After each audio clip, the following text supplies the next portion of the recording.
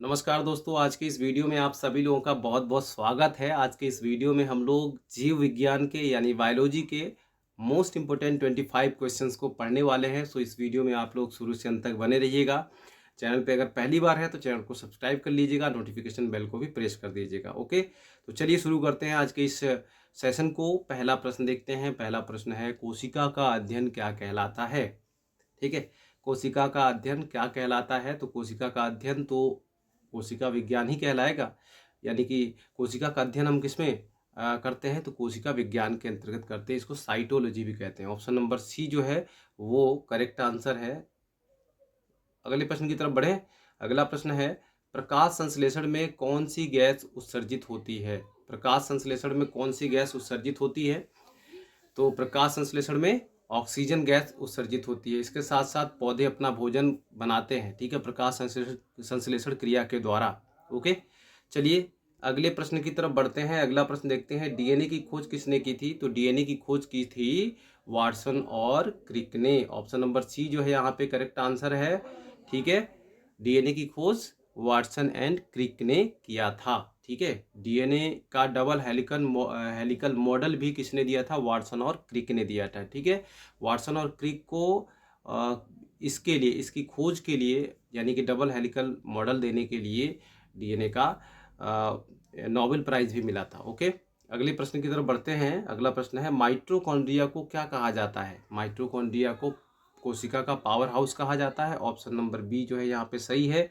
ठीक है, कोशिका का पावर हाउस किसे कहा जाता है? माइटोकॉन्ड्रिया को। या फिर अगर एग्जाम में वैसा भी आ सकता है कि पावर हाउस ऑफ सेल किसे कहते हैं? तो कोशिका को ही कहते हैं, सॉरी, माइटोकॉन्ड्रिया को ही कहा जाता है। ठीक है, या कोशिका का विद्युत गृह भी किसे कहा जाता है? माइटोकॉन्ड्रिया को ही कहा जाता है। ठीक है, अगला प्रश्न है, मानव शरीर में रक्त का पीएच मान कितना होता है? तो मानव शरीर के अंदर रक्त का जो पीएच मान है, यानी कि ब्लड का पीएच मान कितना है? तो 7.4 होता है। ऑप्शन नंबर बी जो है यहाँ पे करेक्ट आंसर है। ठीक है, 7.4, यानी कि रक्त कैसा होता है? क्षारीय होता है। जिस भी पदार्थ का जो पीएच मान जो होता है वो 7 से ऊपर हो वो क्षारीय होता है, और जिसका भी पीएच मान 7 से नीचे होता है वो अम्लीय होता है। ठीक है, और जिसका 7 होता है तो वो उदासीन होता है। ठीक है, न्यूट्रल होता है। जैसे वाटर का जो पीएच मान है वो कितना होता है? 7 होता है। ओके, चलिए अगले प्रश्न की तरफ बढ़ते हैं। अगला प्रश्न है, सबसे बड़ा अंग कौन सा है? ठीक है, या फिर इस तरीके से कुछ क्वेश्चन आ जाए कि हमारे शरीर का या फिर मनुष्य के, मानव शरीर का सबसे बड़ा अंग कौन सा है? तो मानव शरीर का सबसे बड़ा अंग जो है वो त्वचा है। ऑप्शन नंबर सी जो है वो करेक्ट आंसर है। सबसे बड़ा अंग कौन सा है? तो ऑप्शन नंबर सी, त्वचा। ओके, चलिए, वीडियो अच्छी लग रही हो तो वीडियो को लाइक करके हमें सपोर्ट कीजिएगा। वीडियो को शेयर भी कर दीजिएगा दोस्तों में। ठीक है, चलिए, पौधों में पानी का परिवहन कौन करता है? तो पौधों में पानी का परिवहन करता है जल, सॉरी, जाइलम। जल बोल रहा हूँ, जाइलम होगा। ऑप्शन नंबर बी, जाइलम जो है पौधों में पाया जाने वाला एक जटिल ऊतक होता है। ठीक है, जटिल ऊतक होता है जाइलम, जो पौधों में पानी का परिवहन करता है, जल का परिवहन करता है। परिवहन का मतलब होता है एक स्थान से दूसरे स्थान को जल को ले जाता है। ठीक है, तो पौधों में पानी का परिवहन जल करता है। याद कैसे रखेंगे? तो जल, जल से जल, ज से जाइलम। ठीक है, इस तरीके से याद रखना, जाइलम फो जल। ठीक है, जाइलम एंड जल, जल का परिवहन कौन करता है? जाइलम करता है। फ्लोएम का काम होता है पौधों में बने हुए भोजन का परिवहन करना। तो फ्लोएम और फूड, ठीक है, यानी कि भोजन। चलिए अगला प्रश्न देखते हैं। अगला प्रश्न क्या है, इंसानों में कितने क्रोमोसोम्स पाए जाते हैं? यानी गुणसूत्र की बात हो रही है यहाँ पे। क्रोमोसोम्स का मतलब हिंदी में हम गुणसूत्र कहते हैं। ठीक है, इंसानों में कितने क्रोमोसोम्स पाए जाते हैं? तो कितने पाए जाते हैं? 46 पाए जाते हैं। ऑप्शन नंबर सी जो है यहाँ पे करेक्ट है। 46 पाए जाते हैं, अर्थात अगर 23 जोड़ा भी लिखा होता तब भी सही होता। ओके, चलिए आगे बढ़े। अगला प्रश्न है, लाल रक्त कणिकाओं का निर्माण कहाँ पर होता है? लाल रक्त कणिकाओं का निर्माण जो है कहाँ पर होता है? रेड ब्लड सेल्स, यानी कि आरबीसी, आरबीसी। ठीक है, आरबीसी, रेड ब्लड सेल्स। ठीक है, तो आरबीसी का निर्माण जो होता है अस्थि मज्जा में होता है। कहाँ पर होता है? ऑप्शन नंबर सी, अस्थि मज्जा, bone marrow. Okay, bone marrow. ठीक है ना, आगे बढ़ते हैं, अगला देखते हैं, मानव शरीर की सबसे छोटी हड्डी कौन सी होती है। चलिए, ये तो पता ही होगा आपको, मानव शरीर की सबसे छोटी हड्डी कौन सी होती है, स्टेप्स होती है, जो कि कान की हड्डी होती है। ऑप्शन नंबर बी जो है वो करेक्ट आंसर है। अगला प्रश्न देखते हैं जल्दी जल्दी, भोजन को ऊर्जा में बदलने वाली प्रक्रिया क्या कहलाती है, बताइए। भोजन को ऊर्जा में बदलने वाली प्रक्रिया क्या कहलाती है, पाचन, श्वसन, उत्सर्जन या प्रजनन। जो भोजन को ऊर्जा में बदला जाता है, कौन सी प्रक्रिया के द्वारा बदला जाता है, आइडिया। चलिए, आप लोगों को पता है तो क्वेश्चन का आंसर आप लोग कमेंट जरूर कीजिएगा। भोजन को ऊर्जा में बदलने वाली प्रक्रिया को हम लोग श्वसन कहते हैं, ठीक है, श्वसन कहते हैं, ठीक है। बायो वाले तो समझ जाएंगे, लेकिन थोड़ा जो नॉन बायोलॉजी वाले हैं यानी कि टेक्निकल वाले जो हैं, उनको थोड़ी श्वसन श्वसन का वो अर्थ सामान्यतः वो सांस लेने से लगाते हैं, लेकिन वो ऐसा है नहीं। श्वसन जो है भोजन को ऊर्जा में बदलने वाली प्रक्रिया होती है, जो कहाँ पर होती है, कोशिका के अंदर होती है, ठीक है। चलिए आगे बढ़ते हैं, अगला प्रश्न है, पाचन तंत्र में अम्लीय रस का स्राव कौन करता है। पाचन तंत्र में अम्लीय रस यानी कि आपने आपने सुना होगा ना, HCl, हाइड्रोक्लोरिक अम्ल का स्राव। पाचन तंत्र में हाइड्रोक्लोरिक अम्ल का जो स्राव होता है वो कहाँ पर होता है, आमाशय के अंदर होता है। ऑप्शन नंबर बी जो है वो करेक्ट आंसर है। अम्लीय रस कहाँ पर, HCl कहाँ पर पाया जाता है, आमाशय के अंदर पाया जाता है, ठीक है। आगे अगला प्रश्न है, सबसे बड़ा कोशिकीय अंग कौन सा है, माइटोकॉन्ड्रिया, राइबोसोम, नाभिक या न्यूक्लियस या लाइसोसोम। तो हमारे कोशिका के अंदर जो सबसे बड़ा अंग पाया जाता है वो होता है नाभिक यानी न्यूक्लियस, जिसको हम केंद्रक भी कहते हैं।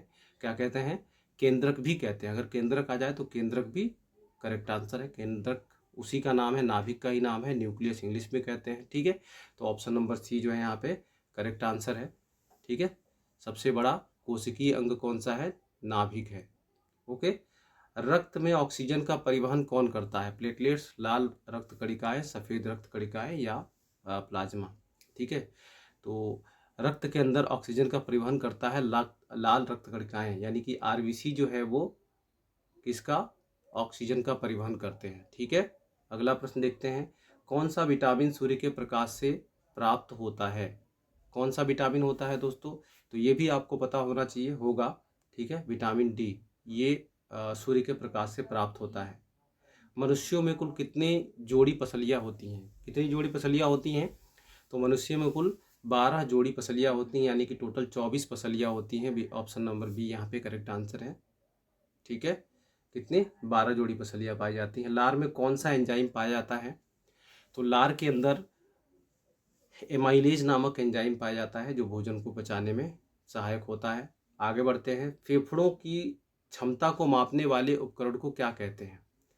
फेफड़े की जो क्षमता को मापता है उस उपकरण का नाम है स्पाइरोमीटर, ठीक है। क्या है, स्पाइरोमीटर। बाकी स्फिग्नोमैनोमीटर जो है, थर्मामीटर है, बैरोमीटर है, ये ऑप्शन जो है ये फेफड़े की क्षमता को मापते नहीं है, ठीक है। स्पाइरोमीटर जो है वो फेफड़े की क्षमता को मापता है। अगला प्रश्न देखते हैं, कौन सा अंग शरीर से विषाक्त पदार्थों को निकालता है। तो कौन सा अंग शरीर से विषाक्त पदार्थों को निकालता है, यकृत, गुर्दा, आमाशय, फेफड़ा।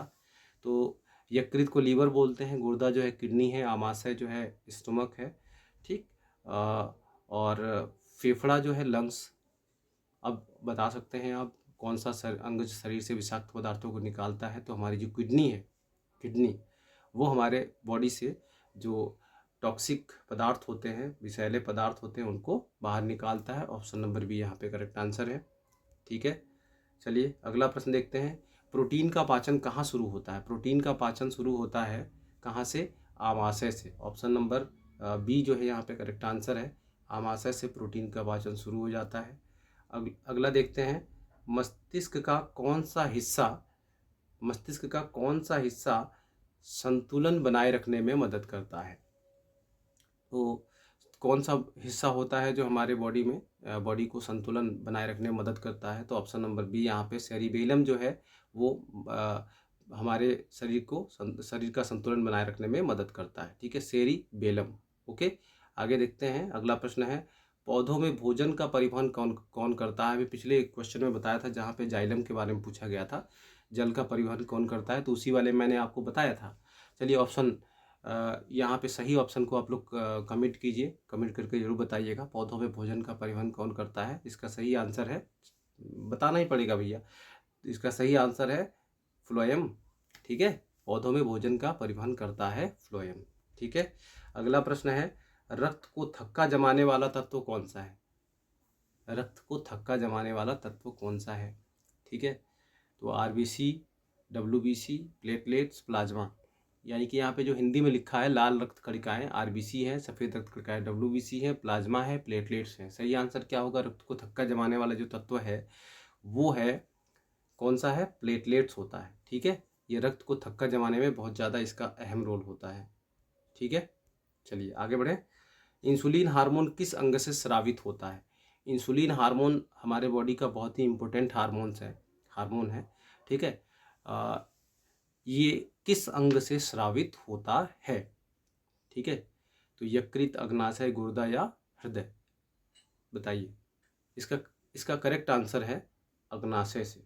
ठीक है, पैनक्रियास से स्रावित होता है। ठीक है, चलिए आगे बढ़ते हैं। अगला प्रश्न है, ये लास्ट प्रश्न है, और आप लोग कमेंट कीजिएगा, ज़्यादा से ज़्यादा कमेंट कीजिएगा, शेयर कीजिएगा, ताकि अच्छे व्यूज़ आएँ और मुझे मोटिवेशन मिले आप लोगों के लिए और ढेर सारी वीडियोस बना सकूं। ठीक है, तो कौन सा तत्व हीमोग्लोबिन के लिए आवश्यक है? Calcium, iron, phosphorus, potassium. सही आंसर क्या है? तो सही आंसर है आयरन, जो है हीमोग्लोबिन के लिए आवश्यक तत्व है। ठीक है, इसके लिए हीमोग्लोबिन के लिए आवश्यक तत्व होता है आयरन। ऑप्शन नंबर बी जो है यहाँ पे करेक्ट आंसर है। ओके, तो दोस्तों उम्मीद करता हूँ कि वीडियो पसंद आई होगी। वीडियो पसंद आई तो वीडियो को लाइक कर शेयर कर दीजिएगा, और चैनल पे पहली बार हैं तो इस चैनल को सब्सक्राइब कर नोटिफिकेशन बेल को प्रेस कर दीजिएगा। मिलते हैं अगली वीडियो में, तब तक के लिए बाय बाय, टेक केयर।